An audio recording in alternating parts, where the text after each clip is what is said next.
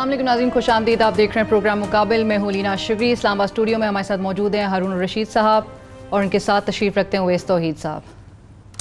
नाज़रीन, आखिरी गोली, आखिरी सिपाही और आखिरी सांस तक कश्मीरियों के लिए लड़ेंगे। पाक फ़ौज के तर्जुमान मेजर जनरल आसिफ गफूर साहब ने आज मीडिया ब्रीफिंग के दौरान कहा कि भारत इस वक्त नई जंग का बीज बो रहा है। हमारी नो फर्स्ट यूज़ की कोई पॉलिसी नहीं, हमारी डिटरेंस की पॉलिसी है। और अगर कौमी ताकत के दूसरे अनासर मकबूजा कश्मीर में जारी मजालिम जो हैं और जो जुल्म सितम है उसको रोकने की कोशिशों में कामयाब नहीं हुए तो war fighting becomes an option buy compulsion if not by choice. आज इंतहाई अहमियत का हामिल इस तरह भी है कि आज का दिन कि आज सऊदी अरब और यूएई के वज़ीर ख़ारजा पाकिस्तान तशरीफ़ लाए हैं, अहम मुलाकातें हुई हैं। इस हवाले से भी एक अहम मौजू रहेगा। शफाफियत को यकीनी बनाने के लिए आज वज़ीर आज़म इमरान खान साहब की जानिब से गैस सरचार्ज का ये जो ऑर्डिनेंस था, जो मीडिया की जानिब से जब इसको एक्सपोज किया गया तो उसके बाद वज़ीर आज़म को ये फ़ैसला वापस लेना पड़ा। और फैसला वापस लेने का जो है उन्होंने बाकायदा तौर पे ये एक बात सामने आई। साथ ही अटॉर्नी जनरल को सुप्रीम कोर्ट रुजू करने की हिदायत भी की गई है। टैक्स माफ़ी से मुतालिक जो अबहाम पैदा हो रहे थे, क्या वो आने वाले दिनों में इस फैसले के नतीजे में दूर हो सकेंगे। नैब की जानिब से लाहौर से आज इकबाल ज़ेड अहमद को गिरफ़्तार कर लिया गया। ये साहब हैं कौन और क्यों पकड़े गए हैं, इस हवाले से भी हम प्रोग्राम में ये एक अहम मौजू रहेगा। और पैरागॉन हाउसिंग स्कैंडल केस में आज साबिक वफाकी वज़ीर रेलवे ख्वाजा साद रफ़ीक और उनके भाई सलमान रफ़ीक पर फ़र्द जुर्म आयद कर दी गई है। साद रफ़ीक साहब जब बाहर निकले अदालत से तो उन्होंने प्रेस ब्रीफिंग के दौरान मीडिया से बातचीत के दौरान उन्होंने कहा कि मेरा और मेरे ख़ानदान का जुर्म जमहूरियत के लिए जद्दोजहद है। बहरहाल मिसबाह उल हक साहब को आज कौमी क्रिकेट टीम का हेड कोच और चीफ सेलेक्टर मुकर्रर किया गया है, जबकि वकार यूनुस को बॉलिंग कोच मुकर्रर किया गया है। मिसबाह साहब कहते हैं कि 3 साल का वक्त है, कौमी टीम को नंबर 1 बना दूंगा। हारून साहब, गुफ्तगू का आगाज़ इस बात से, आज बड़ी इंपॉर्टेंट DGISPR की जानिब से प्रेस ब्रीफिंग की गई जिसमें उन्होंने कहा कि आखिरी सिपाही, आखिरी सांस और आखिरी गोली तक कश्मीरियों के लिए लड़ेंगे।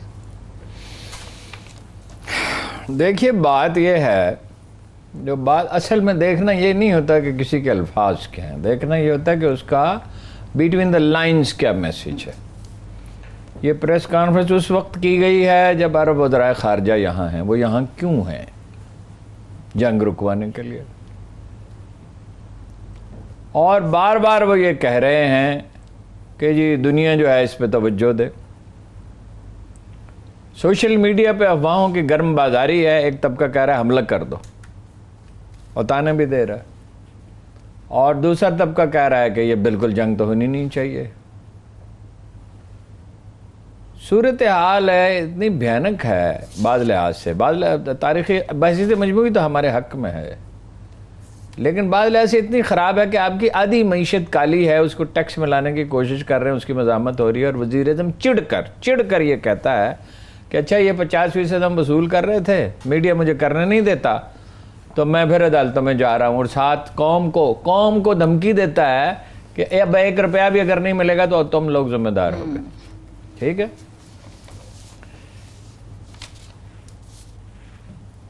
कामयाबियाँ हकीकत पसंदी की मरहून मन्नत होती हैं।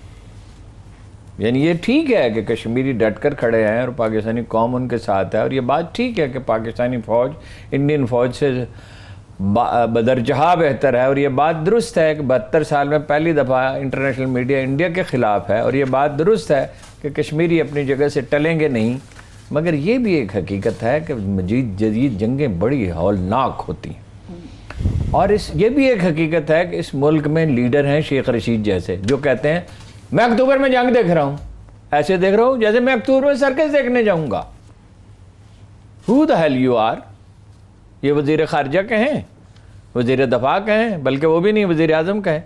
वो जनरल बाजवा के एक्सटेंशन का जब सवाल आया, या सारी वो न्यूक्लियर का जब सवाल आया, तो उसने कहा ये मेरे कद से बहुत बड़ा सवाल है, ये पॉलिटिकल डिसीजंस होते हैं, इस पर प्रेस कॉन्फ्रेंस में गुफ्तगू नहीं की जाती है। शेख रशीद साहब कहते हैं मैं अक्टूबर में जंग देख रहा हूँ, और साथ साथ वो अक्टूबर में मेला लगने वाला है जो आप देख रहे हैं, और आपको पता नहीं है। आप ना GHQ में कैसे मशवरे में शरीक होते हैं ना, जंग से मुतल्लिक वज़ीर आज़म आपको एतमाद में लेगा। आपने तो इंटरव्यू देना 8 बजे, आपका मसला तो सोशल मीडिया पे जैसे लोग होते हैं कि मेरे फॉलोअर्स कहते हैं आपका मसला तो ये है कि آپ کا انٹرویو کتنے لوگوں نے دیکھا؟ کیوں اتنی غیر ذمہ دارانہ بیانات؟ ساری قوم غیر ذمہ دار ہے. کیوں کا کیا مطلب ہے؟ کوئی یہ ذمہ دار قوم ہے جو ٹیکس ادا نہیں کرتی، میڈیا سنسنی پھیلاتا ہے، سیاستدان وراثت اپنی اولاد کو دے کے جاتے ہیں. فخر ایشیا قائد عوام ذوالفقار علی بھٹو، بیوی کو دے دی، بیوی نے بیٹی کو دے دی، بیٹی نے شوہر کو دے دی، شوہر نے بیٹے کو دے دی. مفتی محمود نے فرزند کو دے دی، اچکزئی نے اپنے بیٹے کو دے دی، بادشاہ خان نے ولی خان کو دے دی، ولی خان نے اسفندیار کو دے دی، اسفندیار اپنے بیٹے کو دے کے جائے گا. یہ کوئی ذمہ دار قوم؟ اس میں کوئی جدید ادارے بنائے ہیں؟ یہ جمہوریت کا نام لے. سعد رفیق بھی جمہوریت کے لیے جیل گئے ہوئے ہیں. ہر آدمی جو ہے وہ جمہوریت ہے کہاں؟ جمہوریت سول انسٹیٹیوشنز کا نام ہے. رات ایک اینکر نے اب ٹویٹ کیا، مشہور اینکر نے، کہ جنرل باجوہ پیپلز پارٹی کی حکومت سے سندھ میں پوچھیں کہ ترقیاتی فنڈ کیوں صحیح استعمال ہوئے. آپ مجھے بتائیے، یہ جمہوریت ہے جس میں ہم فوج سے کہہ رہے ہیں کہ آلریڈی تم 60% کام کر رہے ہو، باقی 25% اور کرو، صرف 5% کام ہم سول والے کریں گے. بائی سول ادارے جمہوریت ہوتی ہے. بالکل. فوج کا تو اتنا عمل دخل ہونا چاہیے جتنی مجبوری ہے. اس پہ میں نے کہا کہ پہلے ہی ہم نے ان پہ اتنا بوجھ ڈال رکھا ہے، اب کیا باقی سول کا بوجھ بھی وہ اٹھائیں؟ ہم اپنا، ہر کوئی آدمی اپنا دنیا میں کام خود کرتا ہے، ایمرجنسی میں دوسرا اس کی مدد کر سکتا ہے. 5 میسیجز اس نے، میں معافی چاہتا ہوں بات لمبی ہوگی، 5 میسیجز اس نے دیے ہیں. جنرل آصف غفور نے ایک میسیج دیا ہے کشمیریوں کو، ہم تمہارے ساتھ کھڑے ہیں، ہم تمہاری ہر ممکن مدد کریں گے. دوسرا میسیج دیا ہے پاکستانی عوام کو کہ افواہوں کی زد میں مت آئیے، حالات اچھے نہیں ہیں مگر ہم کھڑے ہیں. کیا وہ احسان دانش کا شعر ہے کہ شوق سے شہر پناہوں میں لگا دو ہم کو، ہم چٹانے ہیں کوئی ریت کے سائل تو نہیں، شوق سے شہر پناہوں میں لگا. ایک میسیج انہوں نے دیا ہے اپنی فوج کو، اس میں بھی اتنی بے چینی ہوگی نا. پاکستانی سپاہی لڑنا چاہتا ہے لیکن یہ فیصلہ تو قیادت نے کرنا ہوتا ہے، جنرل فیصلہ، سپاہی تو فیصلہ نہیں کرتا.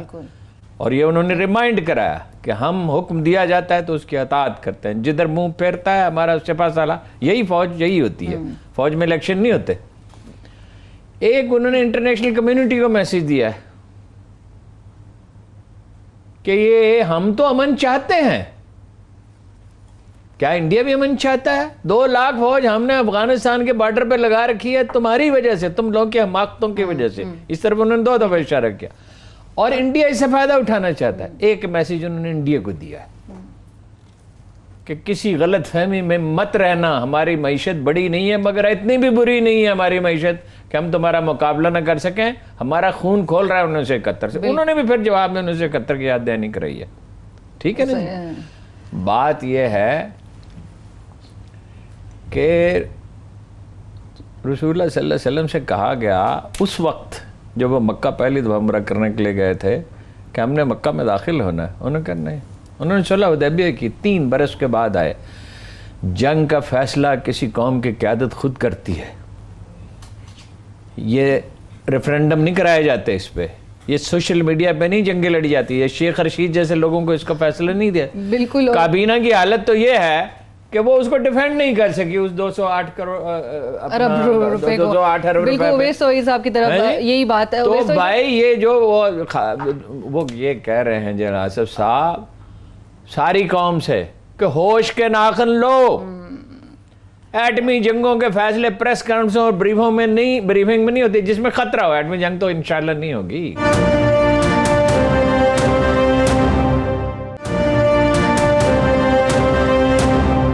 وہ ایک سینئر ایکٹر کی خبر جو گردش کر رہی تھی عابد علی صاحب کی، تو اس کے بھی حوالہ دیتے ہوئے انہوں نے کہا بھائی تصدیق کر کے جو ہے وہ پھر سامنے لے کر بات آئی جائے. کہتے ہیں کہ میڈیا کی ذمہ داری غیر ذمہ داری ایک الگ موضوع ہے، لیکن جو آج میجر آصف غفور صاحب کی بیسکلی تو فوج آج پوری انٹرنیشنل کمیونٹی سے بات کر رہی تھی. پورے انڈیا کے اندر جو کوئی 700-800 چینلز ہیں اس کے اوپر وہ مانیٹر ہو رہی تھی. انگلینڈ میں، امریکہ میں مجھے اتنے فون آئے ہیں انٹرنیشنل میڈیا سے کہ کیا ہے، ظاہری بات ہے کہ جو بھی بات کر رہے ہوتے ہیں کہ فوج کیا سوچ رہی ہے، فوج کی تھنکنگ کیا ہے.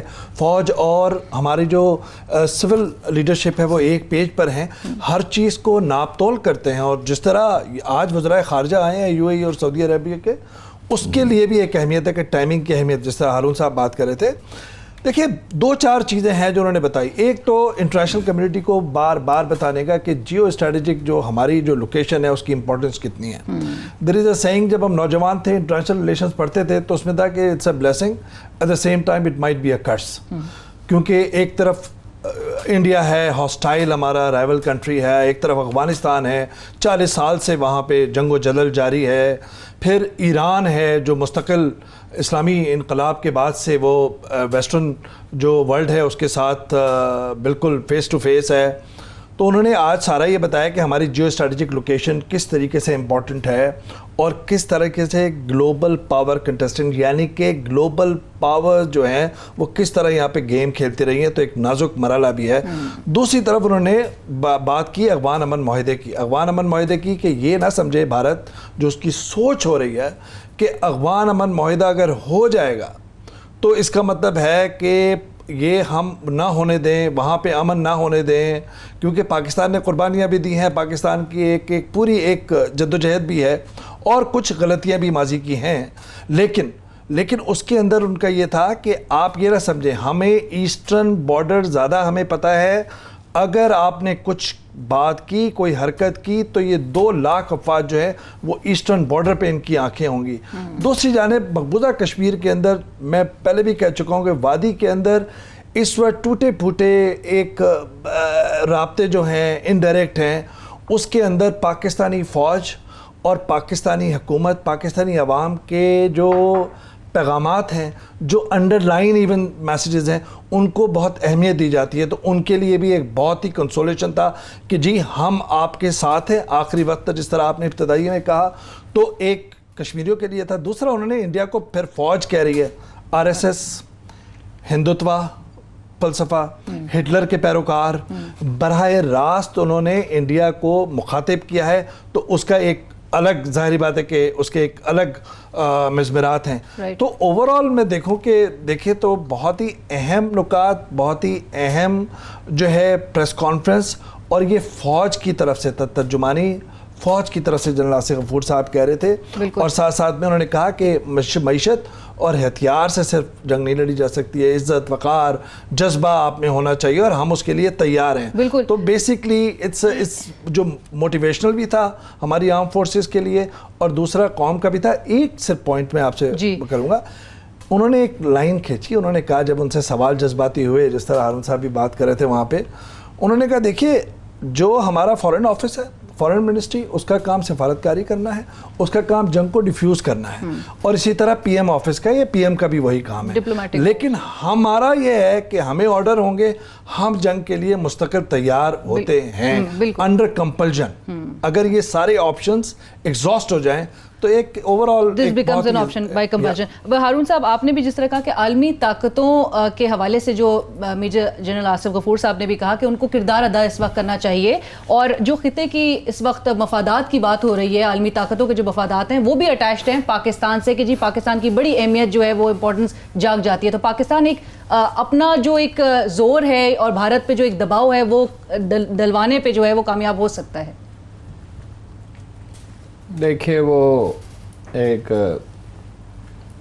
2000 سال پہلے لگ بھگ ایک ایران کا بادشاہ تھا, 1500 سال پہلے, تو اس نے ایک دنیا بھر کے لوگوں کو بلایا, جشن برپا کیا, جیسے شہنشاہ ایران نے بھی پھر 1500 سال کے بعد کیا.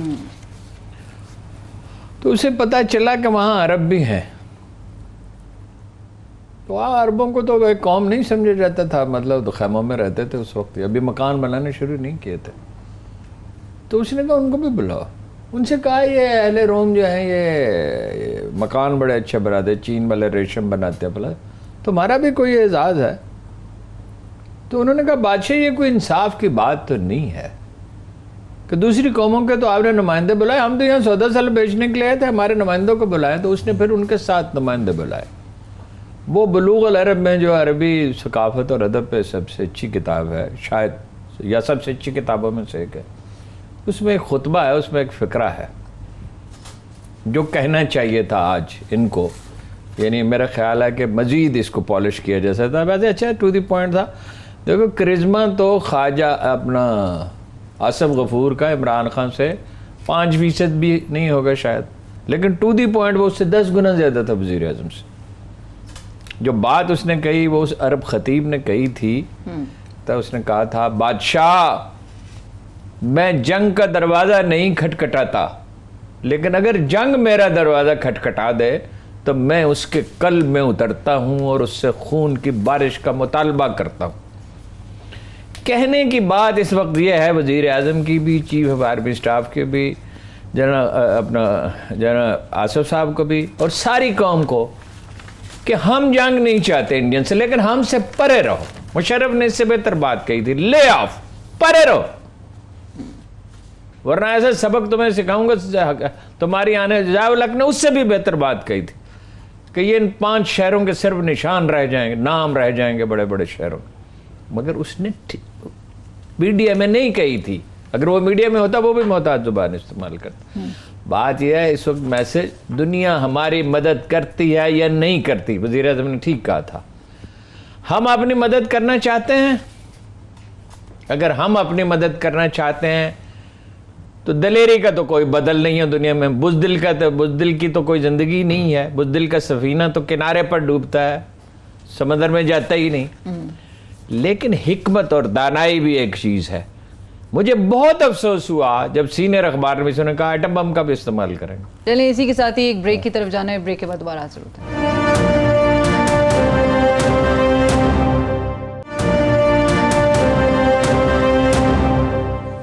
ناظرین welcome back after break. Owais Tauheed sahab, فورن منسٹرز جو سعودی عرب اور یو اے ای کے پاکستان میں آج موجود ہیں, اور وزیر اعظم سے بھی ملاقات ہوئی, کشمیر کی صورتحال پہ بھی گفتگو ہوئی. جو اعلامیہ جاری ہوا اس کے حوالے سے ہم ضرور جائیں گے. ہمارا تعلق چھوٹے صوبے سے ہے, سندھ سے تعلق ہے. وہاں پہ کہتے ہیں بھلی کرے آیا, جو بھی آتا ہے ہم کہتے ہیں ویلکم کرتے ہیں. پھر اس کے رویے کو دیکھتے ہیں, برتاؤ کو دیکھتے ہیں. تو بھلی کرے آیا, ویلکم. ہم تو اہم, ہمارے ساتھ ان کا ایک ہے جذباتی, مذہبی, نظریاتی تعلق ہے. تو لیکن ان کے ایکٹس کو دیکھنا ہے کہ کس بیک ڈراپ میں آ رہے ہیں, کس تناظر میں آ رہے ہیں. یعنی کہ فوٹو آپس کے لیے آئے ہیں, جوائنٹ کمیونیکے کوئی نہیں ہوا, جوائنٹ پریس کانفرنس نہیں ہوئی. آپ دیکھ لیجئے کہ ان کا ایک فوٹو آپ ہوا ہے. تو فوٹو آپ سے پاکستان میں جو لوگ ہیں, عوام ہیں, ان کی تسلی تشفی تو نہیں ہوگی. وہ اس بات پہ بھی بقول کچھ ذرائع کہتے ہیں کہ اس بات پہ بھی ہرٹ ہے کہ کس طریقے سے سینٹیمنٹس یہاں پہ تھے. اور وہ سینٹیمنٹس تھے کہ جب آپ اس پہ کیا ہے, وہ ہارش ہے, ہرٹ ہے. ہاں, مودی کو گلے لگایا آپ نے, اس کو اعزاز دیا. ہر تیسرا جو یو اے ای کے اندر ہے, جو بھی مجبوریاں, جو سمجھوتے ہوں گے, اسی طرح سعودی عرب کے اندر ہے کہ بہت ہی لیوک بوم رسپانس تھا, اور اقتصادی مجبوریاں, سمجھوتے جو بھی ہوں گے. اب جب آپ آئے ہیں تو کیا لے کر آئے ہیں؟ پاکستان کا اسٹانس تو سیدھا سیدھا ہے ہارون صاحب, کہ آپ پاکستان کے ساتھ کھڑے ہیں. ایک پیمانہ ہوتا ہے نا, وہ یہ ہے کہ یون ریزولوشنز کے مطابق کشمیریوں کا جو مسئلہ ہے, تنازع ہے, وہ حل ہونا چاہیے. اور اس وقت جتنے بھی ایکٹس ہیں, ڈی ملٹرائزیشن ہونی چاہیے کشمیر میں, جتنے ایکٹس ہیں انڈیا کے, وہ آپ ہٹائیں. اس کے علاوہ تو بات چیت نہیں ہو سکتی. آپ ہمارے ساتھ کھڑے ہیں تو 100 بسم اللہ, پھر ہم 10 دفعہ کہیں گے بھلی کرے آیا. اب جو مجھے کچھ نے بتایا ہے وہ یہ کہ عدیل الجبیر صاحب بہت ہی سیزن ہیں, 7 سال تو امریکہ میں رہے ہیں, یہ سفیر سعودی عرب کے, اور وہیں پہ پڑھے بھی ہیں. اور یہ ہاؤس آف سعود یعنی کہ شاہی خاندان سے ان کا تعلق نہیں ہے, دوسرے کوئی یہ ہیں جو بڑے اتنے لیول پہ کام کرتے ہیں. یہ جو آئے ہیں, ان کا یہ تھا کہ ایک سینٹیمنٹس کی وجہ سے. دوسرا کہتے ہیں کہ یہ بات طے ہوئی ہے کہ یو این جنرل اسمبلی کے اجلاس, جس میں سربراہان مملکت یا ہیڈز آف اسٹیٹ جو ملیں گے, جس میں عمران خان صاحب بھی جائیں گے, نریندر مودی بھی جائیں گے, اس سے پہلے ایک سمٹ ہوتی ہے فارن منسٹرز کی جنیوا کے اندر.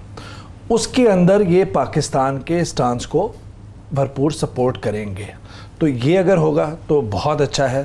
لیکن اگر آپ یہ آئے ہیں کہ دونوں ممالک, دونوں فریقین کے درمیان بات چیت ہونی چاہیے, کشیدگی کم ہونی چاہیے, تو اس سے وہ سینٹیمنٹ جو ہیں وہ نہیں ہوں گے. آپ کوئی سخت اور ٹھوس اقدامات کریں, مستقبل میں بھی اور ابھی بھی رائٹ ابھی بھی، کیونکہ جو آپ وہاں پہ جو تارکین ہیں بھارت کے، آپ ان کے لیے کوئی پابندیاں کریں، کوئی ہمارے ساتھ سالیڈیرٹی کریں on concrete terms. Right, but like you said Haroon صاحب یہ کہہ رہے ہیں کہ فوٹو آپ کے لیے زیادہ یہ چیز نظر آئی. کیا لے کر آئے ہیں یہ وزرائے خارجہ، اور کیا مسئلہ کشمیر، یہ مقبوضہ کشمیر کے مسئلے پر کیا یہ ہمارے ساتھ کھڑے ہیں؟ ہمارے پاس کوئی مستند معلومات نہیں ہے کہ اس میں کیا ہوا. اگر وہ جنیوا میں ہماری حمایت کرتے ہیں تو اس کا مطلب، اور یو این او میں، تو اس کا مطلب یہ ہے کہ مذاکرات فروٹفل رہے ہیں. اس کا مطلب یہ ہوگا کہ شاہ محمود قریشی صاحب ٹھیک کہتے ہیں کہ کوئی بہام اب نہیں ہے اور میں مطمئن ہوں. دیکھیے میں پھر کہتا ہوں کہ حقائق کو ملحوظ رکھیں. جی تو میرا بھی یہی چاہتا ہے کہ آج ہی پاکستانی فوج جو ہے وہ حملہ کر دے اور سری نگر سے پہلے نہ رکے. لیکن اندر حقائق کیا ہیں؟ درون خانہ ہنگامے ہیں کیا کیا، چراغ رہگزر کو کیا خبر ہے. 10 سے 12 بلین ڈالر آپ کے امارات اور سعودی عرب سے آتے ہیں، آپ کے ورکر وہاں ہیں. اکانومی میں کا حال میں آپ کو بتا چکا ہوں. جی کوئی سول ادارہ ہم نے تعمیر نہیں کیا ہے. ضیاء الحق کے عہد حکومت تک ہماری اکانومی انڈیا سے 2 گنا رفتار سے اوسطاً گرو کرتی تھی. اس کے بعد آ گئی جمہوریت، بیچ میں صرف مشرف کا وقفہ آیا جس میں ہم قریب ہماری پرسنٹیج وہی تھی جو انڈیا کی تھی. اس کے بعد پھر جمہوریت آ گئی ہے. جمہوریت میں تو ترقی زیادہ ہونی چاہیے، ساری دنیا میں تو جمہوریت میں زیادہ ترقی ہوتی ہے. جمہوریت تو ترقی میں رکاوٹ نہیں ہے، رکاوٹ تو نااہلی ہوتی ہے. یعنی فوج اتنی اہلیت میں نہیں، حالانکہ فوج کی تو یہ ٹریننگ نہیں ہوتی، یہ تو سول اداروں کا کام ہوتا ہے. ہماری دیکھنا جو مجبوریاں ہیں، یہ میں نہیں کہتا کہ بزدلی اختیار کریں. آپ کو پتا ہے میں بزدلی کے بہت سخت خلاف ہوں، لیکن یہ ان چیزوں کے فیصلے رائے عامہ سے نہیں ہوتے ہیں. رائے عامہ ہرٹ ہوئی ہے، اس کا ہمیں نقصان نہیں ہوگا. رائے عامہ کو اپنا وزیر اعظم نے یا جنرل باجوہ نے نہیں اکسایا ہے، انہوں نے کوئی بات نہیں کی عربوں کے خلاف. ان کی انٹیلیجنس ایجنسیز یہاں کام کرتی ہیں. آپ کا خیال ہے سعودی عرب کی اور یو اے کی انٹیلیجنس ایجنسی یہاں کام نہیں کرتی؟ ہمارے خلاف نہیں کرتی ہوگی، لیکن وہ بیسک انفارمیشن، اور ان کی ایمبیسی موجود ہے، چلیے انٹیلیجنس ایجنسی کو موجود چھوڑ دیں، وہ انہیں بتاتے نہیں ہوں گے کہ پاکستانی عوام کا دل دکھا ہے. اور ایک بات کا کوئی مجھے جواب دے جو ہمیں انہیں سمجھانی چاہیے. مجھے نہیں پتہ شاہ محمود سمجھا سکتے. ایک تو ہم یہ فرض کر لیتے ہیں کہ ایک آدمی وزیر اعظم بن گیا، وزیر خارجہ بن گیا تو وہ کمپیٹنٹ بھی ہے. ایسا نہیں ہوتا. ہوتے ہیں. ظفر اللہ جمالی بھی تو وزیر اعظم بن گیا تھا نا، جو کہتا تھا 2 قومیں نظریہ کوئی چیز نہیں، قوم ایک ہی ہوتی ہے. جو یہ کہتا تھا گلوب سیدھا کر دو، آپ کو پتہ ہے گلوب اس نے سیدھا کرایا تھا تو آج تک سیدھا ہے. اس کے بعد بھی کوئی عقل مند نہیں آیا جو اس کو ٹھیک کرتے. گلوب بھی کبھی سیدھا ہوا. حضور والا بات یہ ہے، اگر تو بھائی میں دہراتا ہوں، اگر تو ہم اپنے قدموں پر کھڑے رہے، جو ہم کھڑے رہ سکتے ہیں، ہماری فوج اس قابل ہے کہ اپنے قدموں پر کھڑی رہ سکتی ہے. انڈیا سے تو فار فار سپیریئر ہے. وقت کا دھارا ہمارے حق میں بہ رہا ہے پہلی دفعہ، 72 سال میں پہلی دفعہ. تو انڈیا کی مجال، انڈیا کیا کرنا چاہتا ہے؟ انڈیا یہ سمجھ رہا ہے کہ اگر افغانستان سیٹل ہو گیا، ایران چاہتا ہے سیٹل ہو جائے، پاکستان چاہتا ہے، امریکہ چاہتا ہے، روس چاہتا ہے، چین چاہتا ہے، تو یہ 2 لاکھ فوج تو وہاں سے فارغ ہو جائے گی. سو دس از دا بیسٹ ٹائم. یہ چانکلیا کٹلیا کے شاگرد ہیں. چانکیا کی کتاب وہ بھی سرانے رکھتا تھا، نہرو بھی. یہ کہہ رہے ہیں کہ یہ بہترین وقت ہے پاکستان کو تنگ کرنے کا، لیکن اس کے لیے انہیں سپورٹ نہیں مل رہی. انٹرنیشنل میڈیا نے ان کا کھیل بگاڑ دیا، یعنی اللہ نے بگاڑ دیا.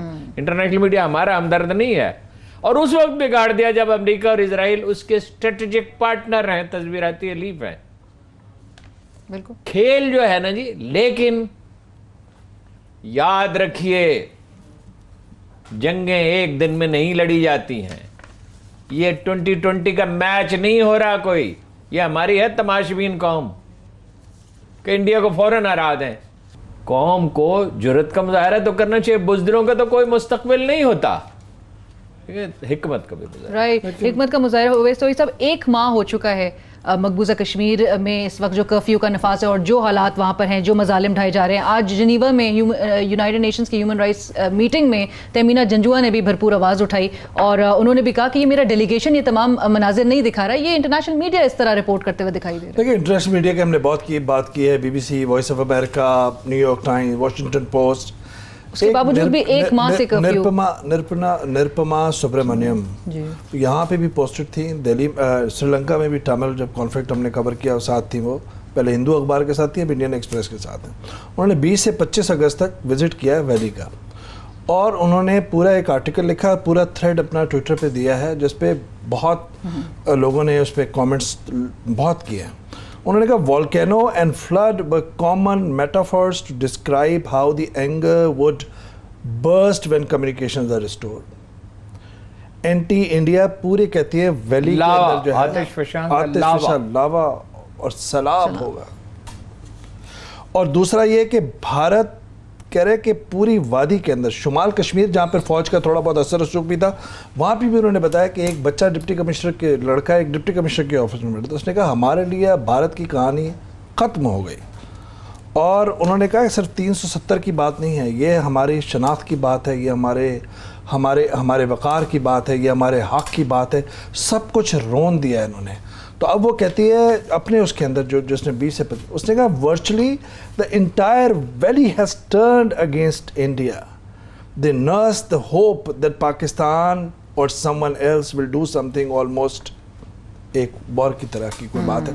تو کہنے کا مقصد یہ ہے کہ اب وہاں بھی آپ دیکھیے کہ وہاں بھی یہاں پہ ہم برکھا دت وغیرہ کو کر رہے ہوتے ہیں، یہ برکھا دت تو بہت اسٹیبلشمنٹ کے ساتھ تھک ہے اور کافی انہوں نے جو ہے وہ پروپیگنڈا کرنے کی بھی کوشش کی ہے. حالانکہ ہماری کولیگ ہے، ٹھیک ہے، جرنلزم کے اندر ہے، لیکن یہ بہت ہی اتھینٹک ہے نرپما سبرامنیم، اور انہوں نے یہ چیزیں کہی ہیں. دوسری بات جو ہارون صاحب کہہ رہے تھے وہ دیکھیں، ہم نے کل بھی یہ بات کی تھی کہ آپ اپنی معیشت کے اندر استحکام لائیں گے تو آپ ایک ایسی قوت بنیں گے جس کی آواز ہر ایک سنے گا. بالکل یہ بھی ایک تلخ حقیقت ہے. اپنا گھر سیدھا کریں، اپنا گھر سیدھا ہمیں کرنا ہے. فیٹم کی تلوار ہے، IMF کی تلوار ہے، سو آن اینڈ سو فورتھ. آپ 3 بلین کے لیے آپ ڈالر کے لیے آپ ان لوگوں سے لیں گے تو پھر ان کے ساتھ بات کس طریقے سے ہوگی؟ بات دو لوگوں کے درمیان، دو دوستوں کے درمیان جو ہوتی ہے وہ کہیں نہ کہیں برابری کی صورت پر ہونی چاہیے، اور اسی کے لیے ہم اور یہ معاشی مفادات کی ہم بالکل گیم ہے.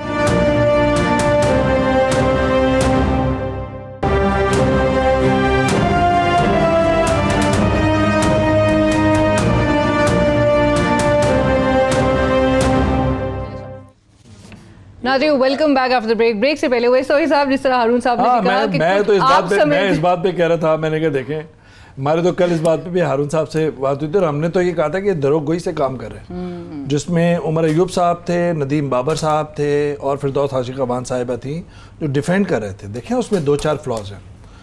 انہوں نے صدارتی آرڈیننس کے ذریعے کیا. صدارتی آرڈیننس ہوتا ہے 120 دن کے لیے، اس کے بعد انہیں پارلیمنٹ میں لے کر آنا تھا. اس کے درمیان اگر یہ کوئی ڈیل کر لے انڈر دا ٹیبل تو کوئی نہیں. پھر صدارتی آرڈیننس میں انہوں نے فورنسک آڈٹ، جو کل بھی نشاندہی کی تھی کہ فورنسک آڈٹ کا ورڈ تھا، اس کی ریکمنڈیشن تھی کیبنٹ میں جو منظوری ہوئی تھی، وہ انہوں نے اس میں نکال دی. تو اس کے پیچھے کون تھا؟ پھر دوسری بات یہ کہ اسد عمر صاحب نے یہ انیشیٹ کیا، رزاق داؤد صاحب بھی تھے. یہ جنوری کی بات ہے، ECC میں لے کر آئے. بھائی دیکھیں 400 پہلے تو یہ مان ہی رہے تھے نا، یہ پیسہ ہے، پیسہ تو مانا ہوا ہے نا پیسہ. اب یہ بات کرنی کہ 208 ان کو کیوں دے دیں 208 ارب روپے. پوائنٹ یہ ہے کہ 208 ارب روپے صنعت کاروں کو کیوں دے دیں جبکہ وہ انٹائٹل نہیں ہے. سپریم کورٹ کے اندر جو اسٹے آرڈرز ہے اس کے اندر بھی انہوں نے مانا ہوا ہے یہ بات. اب نہ حکومت کو ملے گا نہ صنعت کاروں کو ملے گا. یہ تو سر ایک علیحدہ بات ہے، لیکن آپ کیونکہ دیکھیں، اور ہو سکتا ہے 295 ارب واپس ہی کرنا پڑے جو کرنے کے لیے ہے ہی نہیں. وہ وزیر اعظم نے تو اس میں وزیر اعظم کے صاحب کا اچھا فیصلہ ہے، مجھے اچھا فیصلہ لگا ہے. ایگو کا انہوں نے مسئلہ نہیں بنایا، اور یہ فیصلہ کافی صلاح مشورے کی بات کیا گیا ہے. ایک اور بھی ان سے شخصیات ملی ہیں، لیکن یہ اب سپریم کورٹ میں جائے گا. سپریم کورٹ فیصلہ کرے اس بات کا. وہ سارے 408 ارب روپے بس سپریم کورٹ سے یہ درخواست ہے کہ چند ہفتوں میں فیصلہ کر دیں. اور غریبوں کا، کسانوں کا، جن سے انہوں نے کھاد کی مد پہ لیا ہے، انہوں نے انفراسٹرکچر کی مد میں لیا ہے. اچھا آگے چلیں جی، آج وہی مجرا ویسے کہتے ہیں وزیر اعظم کو خراج تحسین پیش کرتے ہیں. آگے چلیں. یہ 208 ارب کا جب ذکر اور جب 208 ارب کا ذکر آتا ہے عباس توحید صاحب کی طبیعت میں ایسی روانی ہے. نہیں ہیڈز رول ہونے چاہیے. کون ذمہ دار ہے جس نے مسلیڈ کیا؟ کون ذمہ دار ہے جس نے فورنسک ایڈٹ کا نام نہیں ڈالا؟ دیکھیں جنیجو جیسے بھی وزیر اعظم تھا اس نے 3 وزراء کو فارغ کیا تھا، صرف کرپشن کے الزامات تھے. چودھری انور عزیز صاحب ہمارے ان کے ساتھ بڑے عمران خان صاحب نہیں کر سکتے، آپ بڑے مغالطے ہیں. ہارون صاحب لیکن عمر ایوب صاحب کہتے رہے کہ بھائی نو فری لنچ فار اینی بڈی. پر ایک اور بات، ایک آپ کی اجازت سے، اویس توحید صاحب نے کہا کہ وزیر اعظم نے ایگو کا مسئلہ نہیں بنایا. یہ جو لائن ایک آخری جو آپ نے نے بھی اس کی اس میں نشاندہی کی. چڑچڑاپن نظر آ رہا ہے. چڑچڑاپن نظر آ رہا ہے جس میں وہ کہہ رہے ہیں کہ آگے گورنمنٹ چلیں. ہمیں اس کی روح کو پکڑنا چاہیے, اس چھوڑ دیں, آگے چلیں اچھا فیصلہ. مجھے افسوس ہوا. نیب نے اقبال زید احمد کو لاہور سے گرفتار کیا. یہ اقبال زید احمد عوام بھی جاننا چاہیں گے یہ ہیں کون ہارون صاحب؟ اقبال زید احمد کے خلاف اسلام آباد کے ایک مشہور رپورٹر نے وہ خود ہی بتایا تو بتایا, چونکہ مجھے اس نے اجازت نہیں دی تھی اس وقت, مجھے خیال نہیں, حالانکہ وہ کئی لوگوں کو بتا چکا ہے. ایک سکینڈل کیا, یعنی ایک بہت بڑا کرپشن کا جو معاملہ تھا ان کا نکالا. اس نے اپنے اخبار کو بھیجا, اخبار میں چھپا نہیں. اس نے کچھ اور بھی خبریں نکالی, وہ بھی نہیں چھپی, وہ دوسرے گروپ میں چلا گیا. دوسرے گروپ کے سربراہ نے اس سے کہا, وہ مشہور آدمی, اگر میں نام دے دوں تو سوشل میڈیا پہ ایک طوفان مچ جائے گا اگر سارا معاملہ بتا دوں, لیکن دیکھیے کوئی اخلاقیات ہوتی ہے چیزوں کی. دوسرے گروپ کے سربراہ کو جب یہ پتہ چلا, وہ اسے لے گیا, اس سے کہا کہ اسی طرح کی خبریں نکالو. کچھ چھاپیں, کچھ چھاپنے کے بعد ایک دن اس سے کہا کہ وہ تمہاری کیوں نہیں چھاپتے تھے. انہوں نے کہا وہ ڈیل کر لیتے تھے, خبر روک دیتے تھے, 10 کروڑ روپے کے اشتہار لے لیتے تھے. تو اس نے کہا کہ ہم بھی یہی کام کریں گے, میں 20% تمہیں دوں گا. اس رپورٹر نے استعفیٰ دے دیا اور یہ کہا کہ میں 100% لے سکتا ہوں, میں لینا نہیں چاہتا. میرا مسئلہ یہ نہیں تھا کہ میں بلیک میل نہیں کر سکتا تھا, میرا مسئلہ یہ تھا کہ خبر چھپنی چاہیے. یہ ہیں اقبال زید احمد. انہوں نے اعتزاز حسن کی بیگم صاحبہ کو کوٹا دیا, انہوں نے ہر اس شخص کو, انہوں نے CNN کے ساتھ مل کے, ذرا توجہ سے سنیے, CNN کے ساتھ مل کے ایک چینل نکالنے کا منصوبہ بنایا. وہ ڈیلے ہو گیا, ورنہ ہو سکتا ہے بچ ہی جاتے, ہر باثر آدمی بچ جاتا ہے. انہوں نے نیوز ویک خریدا. نیوز ویک جو ہے وہ ہفتہ روزہ نمایاں گزرنے والا بن گیا, اس لیے کہ نیوز ویک کے نام سے پرچہ نہیں چلتا, اس میں کنٹینٹ بھی تو رچ ہوتا تھا تو چلتا تھا نا. LPG اقبال زید احمد جو ہیں, یہ 2 آج اطلاعات تھیں. ایک یہ تھا کہ منی لانڈرنگ, عباس توحید صاحب کی اطلاع یہ تھی کہ منی لانڈرنگ میں پکڑے گئے ہیں. میں پوچھتا رہا, مجھے اب تک میرے سورسز یہ کہہ رہے ہیں, یہ میں بھی رائٹ, کہ نہیں اسی میں پکڑے گئے ہیں. اور ریکارڈ بہت سا قبضے میں لے لیا گیا, وہی شاہد خاقان عباسی والے کیس میں ریکارڈ بہت سا قبضے میں ہے. لاہور میں اس وقت آرام فرما رہے ہیں, رات کا کھانا کھا چکے ہیں, رات کو آرام کی نیند سوئیں گے, صبح غالباً یا ابھی لاسٹ فلائٹ پہ میرا خیال صبح وہ کراچی جائیں گے, کراچی میں ان سے تفتیش ہوگی. میرا چیئرمین صاحب کو مشورہ یہ ہے کہ تفتیش لاہور میں ہونی چاہیے, لاہور میں بہتر ہوتی. یہ جو بات کریں LNG کا, وہ بھی ان کے اوپر پینڈنگ کیس ہے 17 بلین کا, جس میں شاہد خاقان عباسی وغیرہ ہے. لیکن اس وقت نیب ذرائع 112 روپے کی منی لانڈرنگ کی بات کریں. پیکیڈلی سرکس میں لنڈن میں تھا, پیکیڈلی سرکس میں ہارون صاحب لائن سے 170 ملین پاؤنڈ کی پراپرٹی تھی. انہوں نے بتایا کہ انصاف سے کتنا, اللہ عالم کے یہ صحیح ہے غلط ہے, لیکن وہاں پہ آگے چلیں جی. خواجہ سعد رفیق, رائٹ, خواجہ سعد رفیق صاحب اور ان کے بھائی سلمان رفیق پر فرد جرم عائد کر دی گئی. وہ جب باہر نکلے تو وہ کہتے ہیں کہ میرا اور میرا خاندان کا جرم جو ہے وہ, خواجہ سعد رفیق بھی ملک ریاض اور اقبال زید احمد بننا چاہتے تھے. ابھی 2-4 قدم چلے تھے کہ پکڑے گئے. ہاں جی, پنجابی کی بولی ہے, بولی ایک صنف سخن ہے کہ وہ تتری کمادوں نکلی تو اڑ دنوں باز پہ گیا. وہ تیتر کماد سے اڑا لیکن اڑتے ہی باز نے پکڑ لیا. ابھی انہوں نے اقبال زید احمد اور خواجہ سعد رفیق نے اور ملک ریاض بننا تھا 30-40 سال میں. کام انہوں نے بالکل ملک ریاض والا کیا ہے. 17 کروڑ کے اثاثے انہوں نے دکھائے ہیں. ان کے اکاؤنٹ میں جو پیسہ ٹرانسفر ہوا ہے مبینہ طور پر وہ 60 کروڑ ہے. اور کمپنی ایک کاروبار کر رہی ہے, کمپنی ان کی 5-7 ہیں, اور ان کے ایسٹ مبینہ طور پر وہ جائے ندیم کے نام پہ ہیں, جو فرنٹ مین ہے, جو ہاتھ ہی نہیں لگا, کیسا کمال کا آدمی ہے. ان کی بیگمات کاروبار میں شریک ہیں لیکن دراصل شریک نہیں ہے, محض ان کا نام ہے. ٹھیک ہے. اچھا, کمال ان کا یہ ہے کہ ریلوے میں ان کی کرپشن کا کوئی ثبوت نہیں, اس پہ وہ حلف بھی دیتے ہیں. اس پہ حلف نہیں دیتے خواجہ صاحب. وہ کہتے ہیں کہ ریلوے کی ساری کرپشن میں بتا سکتا ہوں کس نے کیا ہے, ان سے پہلے ان کے بعد. انہوں نے کہ یہ بات درست ہے, ان کے کوئی ریلوے میں کوئی گڑبڑ نہیں. مطلب یہ, اور ان کے کمالات آپ دیکھیں. کب انہوں نے کاروبار شروع کیا؟ نواز شریف کے عہد اقتدار میں نہیں, 1990 میں نہیں, حالانکہ اس وقت بھی وہ پارٹی کے بڑے اہم لیڈر تھے. انہوں نے کاروبار شروع کیا جنرل مشرف کے دور میں. اور ان کا کاروبار عروج میں پہنچا گیلانی کے دور میں. کیسا اس نے اتفاق ہے کہ لاہور کے ایک بلینر کو انہوں نے پھانسا, اس کے 50% شیئر رکھے, وہ شیئر گھٹتے گھٹتے 8% رہ گئے. کیا ہنر مندی ہے. خواجہ جو ہے نا وہ راستے میں پکڑا گیا, ورنہ یہ بنا بنایا کھرب پتی تھا. اچھا, اسکل اس کی. خواجہ صاحب ایک دوسرا پوائنٹ ہے, حضرون شہر سے تعلق ہے, ان کے والد کا جو ذکر کیا, ان کا قتل ہو گیا تھا. پولیٹیکل ایکٹیوسٹ ہے, جدوجہد ہے, پولیٹیکل ڈکشن میں بات کرتا ہے, لیکن افسوس کی بات ہے جب اس طرح کے لوگ اس طرح کے کاروبار میں آتے ہیں. ان کو 18-20 سال پہلے ہم نے بھی دیکھا تھا نا, ٹوٹی موٹی گاڑی میں ہوتے تھے, یہ کتنا. اور اس میں تو یہ ہے کہ جو ثبوت ہے زرداری اور نواز شریف کون سی گاڑی میں ہوتے تھے؟ جوانی میں زرداری اور نواز شریف کون سی گاڑی میں ہوتے تھے؟ اور خیر یہ تو ایک ہے, ابھی تو اس کی بات ہو رہی ہے نا سر.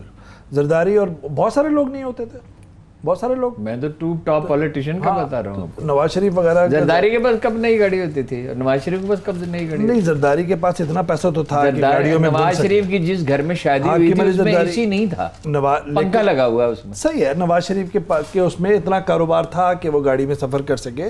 یہ تو بہت ہی ہمبل بیک گراؤنڈ سے تھا. نواز شریف بہت ہی ہمبل بیک اسکوٹر پہ جاتا تھا, اسکوٹر پہ.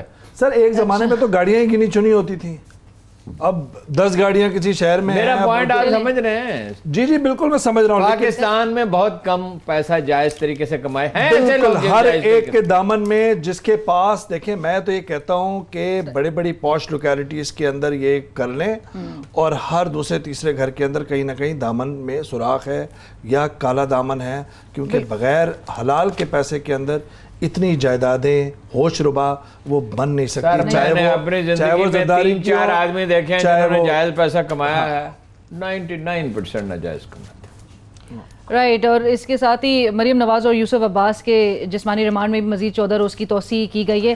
آخری جو ہمارا گزارش یہ ہے کہ ان کے بچنے کا دونوں کا کوئی چانس ہی نہیں ہے. میں نے سارا کیس پڑھا ہے, اب تفصیل کا موقع نہیں ہے, کل کا پوچھنا ہو تو پوچھ لیں. بالکل ٹھیک ہے. مصباح الحق کے لاسٹ کامنٹس, مصباح الحق صاحب کو جو ہے ٹیم کا, قومی کرکٹ ٹیم کا, دیکھیں جی مصباح الحق پہ ہم رائے تب دیں گے جب وہ پرفارم کرے گا. 3 سال ہے وہ. لیکن افسوسناک بات ہے کہ فیصلہ عمران خان صاحب نے کیا اور سلیکشن سے پہلے کر لیا, اور اسے سکلین نے کل کہا ہے, یا سکلین نے کس نے, کہ اس نے بھی یہی کہا کہ وہ پرفارم بڑا اچھا کپتان, بہترین کپتان رہا ہے. مطلب یہ کہ شاندار اس کا کیریئر ہے, پڑھا لکھا بھی ہے, محنتی بھی ہے, بڑا ڈیسنٹ بھی ہے. ججمنٹ تو آئے گی جب وہ پرفارم کریں گے, لیکن افسوس کہ انٹرویو جعلی نکلے. انٹرویو جعلی نکلے. اویس توحید صاحب, میرے خیال میں مصباح الحق جو ہے وہ دیکھیں 2010 کے اندر جب پاکستان کی ٹیم بہت ہی ڈول رہی تھی, عامر, سلمان بٹ, ان سب کے میچ فکسنگ, اسپاٹ فکسنگ کے تھے, اس کے بعد بہت ہی احسن طریقے سے انہوں نے ٹیم کو سنبھالا اور سکسیزفل کیپٹن رہے ہیں ٹیسٹ ٹیم کے اندر. لیکن ان میں جو سارے کرکٹ جانتے ہیں ان کو پتہ ہے ان کی جو اسٹریٹجی ہے وہ کہیں نہ کہیں دفاعی ہوتی ہے. آج کل کی جو ماڈرن وہ ہے ایگریسو.